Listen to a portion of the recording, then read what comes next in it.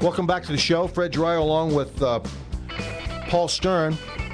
Paul, we're going to continue along the lines of the protesters and the Fed. We've got soundbite number 6, Newt Gingrich. Go. I think the people who are protesting on Wall Street break into two groups. One is left-wing agitators who would be happy to show up next week on any other topic. And the other is sincere middle-class people who, frankly, are very close to the Tea Party people in actually caring. You can tell which group is which. The people who are decent, responsible citizens pick up after themselves. The people who are just out there as activists trash the place and walk off and are proud of having trashed it. So let's draw that distinction.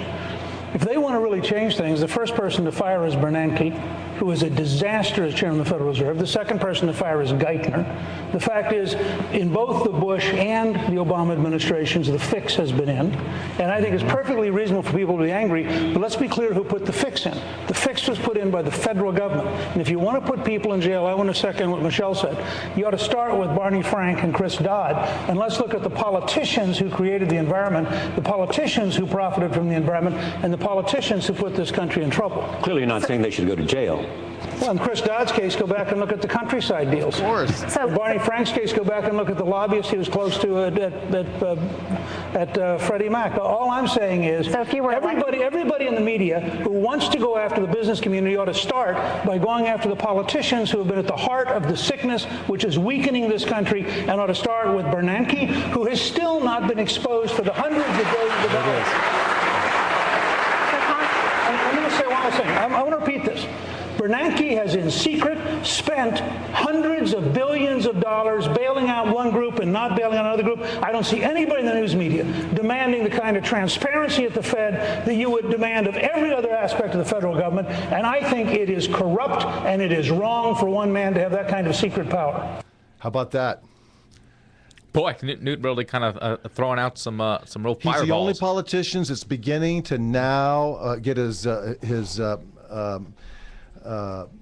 find his wind in this. Kind of reaching his stride. Well, he's really starting to articulate really what the problems are. He's naming names, and he does mean you should fire and hire. You should fire.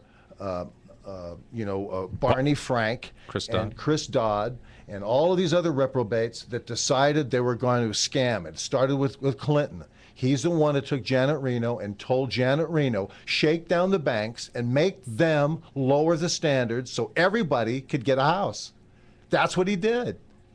It's of record. He did that. And he created this funnel, and everybody else just kicked the can, including George W. Bush for 8 years. You know, I can go in and song and dance about my disappointment and my anger and frustration with the Republican Party and many things. But for a sitting president to have the ability and the power not to do anything about these things is scandalous. I don't want to get started on it right now. One of these days we'll have a show, another hour, devoted strictly to what happened those 8 years under George Bush, and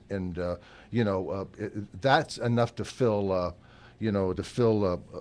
football stadium. A lot of stuff going on with the Security and Exchange Commission, all that stuff. All this stuff going on, all the banking and all the Wall Street stuff. All this stuff was overlooked. All the government regulations were bypassed. He asked people, "How's everything going over there at the Fed?" "Oh, everything's fine, George. Don't worry about it." "Okay, thanks a lot." And this is what we get. That's governing? I don't think so. Watching the interest rates go down so our money's worth absolutely nothing. Yeah, exactly, completely. That'll really help everybody. Well, then you can get a Herman Cain pizza for like 16 cents, or is it $1.16 or $116 for a pizza? Or you can go buy a house you can't afford. Yeah, well, of course. You can buy a house quicker than you could a pizza. I mean, it's really hilarious. Herman Cain had something, and Ron Paul had something on the subject of the Fed, and we want to run soundbite number 7, Paul. You disapprove of Fed Chairman Ben Bernanke, and we all know that your priority is 999. But one of the most important appointments that you're going to have to make your first year, should you be president, would be Fed Chairman. So which Federal Reserve chairman over the last 40 years do you think has been most successful and might serve as a model for that appointment? Alan Greenspan. Oh, geez. Look, just when the guy is starting to gain some momentum and people are liking the guy, and he has some insights, to where they hide the peanut butter, this guy comes off with that statement. I think that was the first thing that came to his head, to be perfectly honest. I think that's you got to say nobody and get rid of the Fed. That's the answer that everybody wants to hear. That's the answer. He tried to think back to better times when maybe Bill Clinton was president or something. That's what came out of his mouth. Ron Paul chipped in on this one. Number 8, Paul. Alan Greenspan was a disaster. Even he knows that. Everybody in Washington, liberals and conservatives, said he kept interest rates too low, too long. Of course, the solution was lower them even more, and they think that's going to solve our problem. But if I had to name one person that did a little bit of good, and that was Paul Volcker. He at least knew how to end or help, end the inflation.